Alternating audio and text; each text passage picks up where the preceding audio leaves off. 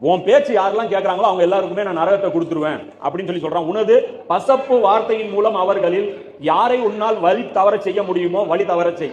நீ போய் என்ன பண்ண, பசப்பு வார்த்தை பேசு. அதாவது மூளை செலவைம்பாங்க, மூளை செலவை அல்லது முட்டாளாக்குவது, ஏமாற்றுவது, அலங்காரமான சொற்களை கொண்டு நம்மளை முட்டாளாக்குவது, இது மாதிரியான பசப்பு வார்த்தைகளை சொல்லி நீ என்ன வேணாலும் பண்ணிக்கோ. மேலும் உனது குதிரைப்படையையும் காலாட்படையையும் அவர்களுக்கு எதிராக அணிதிரட்டு. உன்னுடைய படைகளை நீ இது பண்ணு.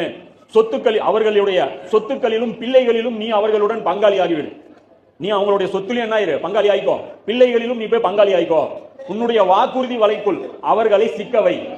நீ போய் என்ன பண்ண, நீ வாக்குறுதி கொடுத்து அவங்களை சிக்க வச்சிரு.